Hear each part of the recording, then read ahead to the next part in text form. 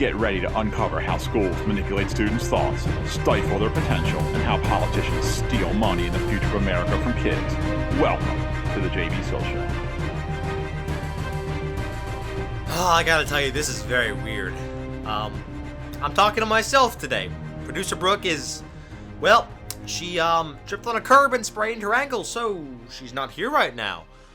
I'm gonna be doing the show alone. This is weird. All right. No, let's roll today. No, hello, I'm your host JB. Let's get going. All right. So we've talked a lot about the school system, or the infiltration of our school system in the late 1800s to early 1900s, the destruction of literacy, of phonics. Talked about how the groups like the Frankfurt School and the Fabian Society started this mass indoctrination, the destruction of our math. We've talked a lot about that.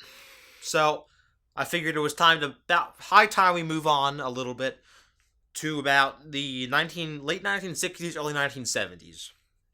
Now, if you know a little bit about American and world history, you will know that the late 1960s and early 1970s were, well, interesting times. Very interesting times.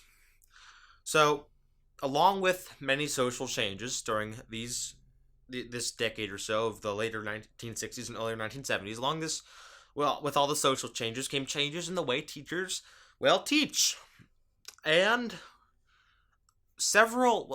this change was bolstered and pioneered by several elite universities and individuals. And all this made teaching like furthering a utopian ideology. That's what happened.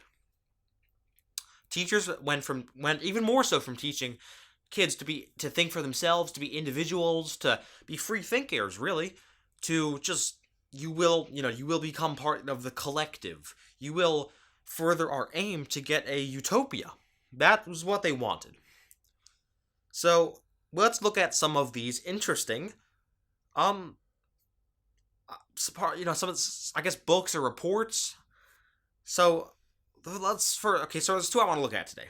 Jeez, I just said so quite a lot. But first, I want to look at a guy named Benjamin Bloom's multi-volume series, which is called The Taxonomy of Education Objectives. Now, he said in this that education was, quote, a tool to classify the way individuals are to act, think, or feel as a result of some unit of instruction, unquote. So education is going from teaching kids how to think to teaching kids what to think. Again, classify the way individuals are to act, think, or feel. That's what Mr. Bloom said in his taxonomy of education objectives. That's what education was going to do. So, again, school is no longer going to teach how to think. Think for yourself. Individuality. It's going to teach the collective. What you need to be thinking. What you will think. To further our utopian ideology. One which was especially espoused by Mr. Bloom, Benjamin Bloom. Now, I'm going to quote here from John Taylor Gatto in his excellent book, The Underground History of American Education, when he said, quote, using methods of behavioral psychology, children would learn proper thoughts, feelings, and actions, and have their improper attitudes brought from home remediated. Yes, their thoughts were going to be remediated. We are going to change children's thoughts. That was the ideology of Benjamin Bloom. And he was a very elite psychologist, and he espoused this utopian dogma where we're going to change individuals through education. Alright, but the one thing I really want to get today, just because it so blew me away when I read part of it. I mean, I was honestly questioning whether or not it was parody. It was satirism. I honestly could not tell for a moment whether or not it was real. It was so insane. It is called the Behavioral Science Teacher Education Project, which, if you're an astute listener, should already be raising quite a few red flags. The Behavioral Science Teacher Education Project. We're going to change teachers. That was the attitude. And this was published by the University of Michigan, I believe, in 1970. In January of 1970, this was published. So there was one part of this, but buried in this massive 457-page document. That's how long it was. It's massive. You can find it in PDF format online, of course. But there was this one part, especially this one part, which I was so insane I almost couldn't believe it. Now it was a set of categories on what's going to happen, on little procedures that the University of Michigan and their fellow elite universities are going to execute. It was a list of procedures. Let me quote from the Behavioral Science Teacher Education Project. Quote, "The following pages contain a series of loosely related figures. Each analytical figure provides a simple flow from the description of projected changes to illustrate responses in a teacher preparation programs." Simple enough. They give a list of things that need to happen for teachers, and it gives some analysis. So let's dive into this, shall we? Let's dive into the meat of this episode. So first, they talk about biological capabilities. Let me quote from this. Quote, "Biological capabilities for controlling a child's birth and his development and reactions after birth will increase. Birth control capabilities will become perfected on a semi-permanent level. Thus, most children will be wanted and designed with maximum capacities for future development and minimal hindrance to projected development." Unquote. How about that? The government. It would have to be the government doing this. The government is going to control how children are going to function and what they are going to do throughout their lives. And this was all done for the school system. Remember, this is called the Behavioral Science Teacher Education Project. This is all going to be done through schools.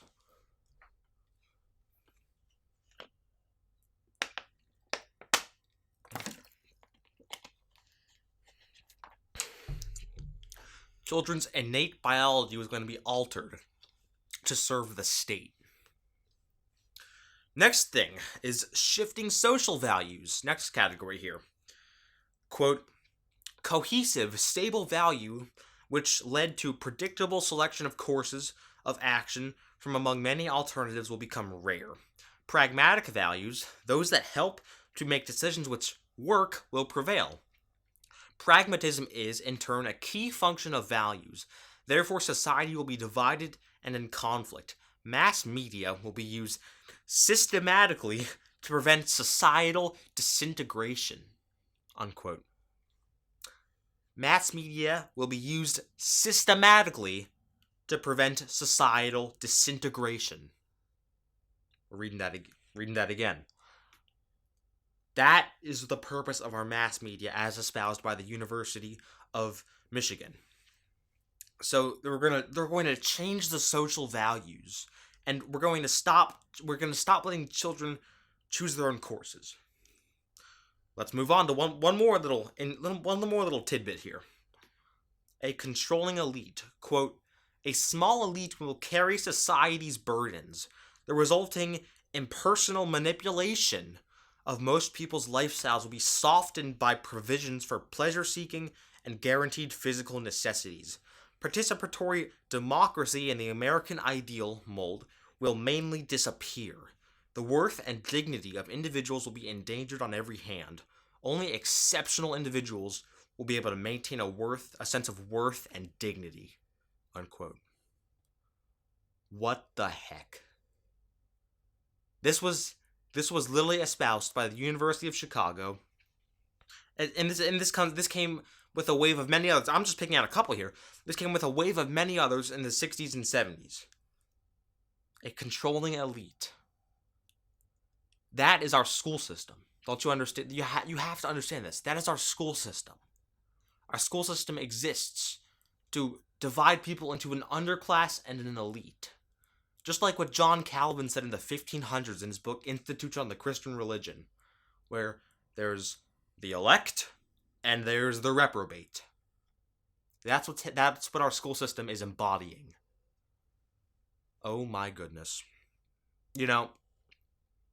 If I do go back to school when this is all over, I'm going to have to seriously think about homeschooling. I guess I'll go. I guess I'll go back to school. But what places of destruction and misery and despair are school systems? Unbelievable what they do. And let's remember one thing. It's for millions of children who know the school system is terrible, can't quite place their finger as to why. But for millions of children across America, maybe even tens of millions, who just know the school system is absolutely awful, messed up in every conceivable way.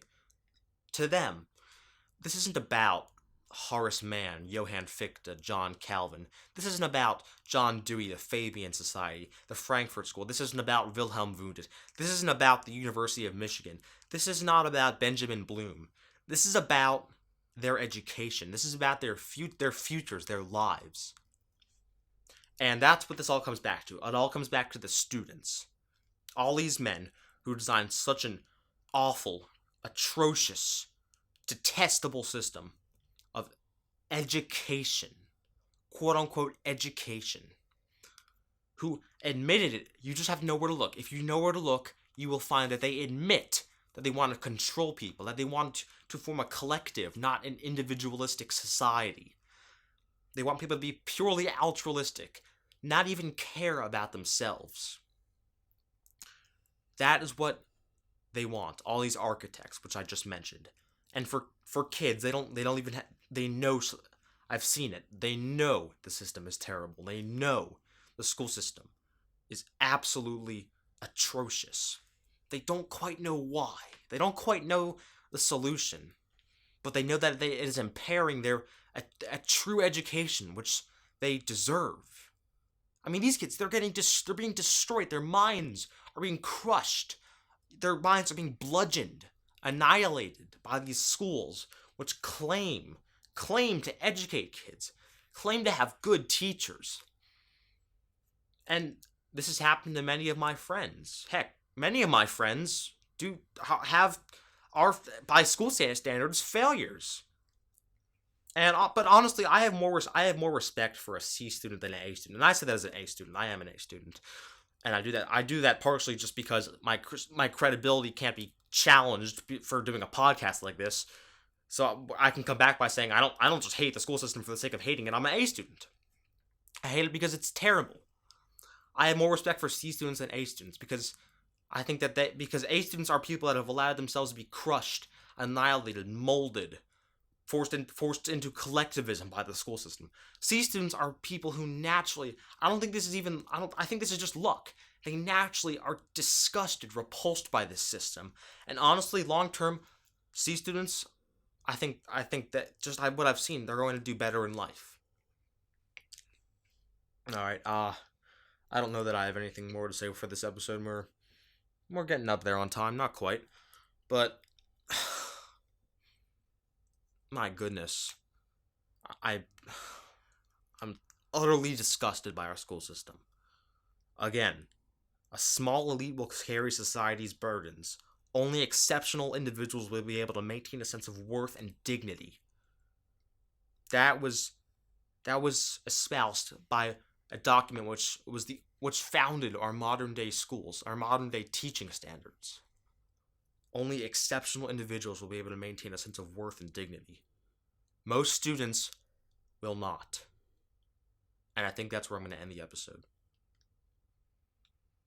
Alright, please do subscribe as always. Also like the video, and if you have a question, you can email me, jbsills@gmail.com, or leave a comment below. Sharing would help us so much. Help grow the show. That would be super nice. Get the word out. Sources are in the description. You can follow me on Twitter. I think I already said that. So, until next time, I have been your host, JB. There's no producer, Brooke. And I have been signing off.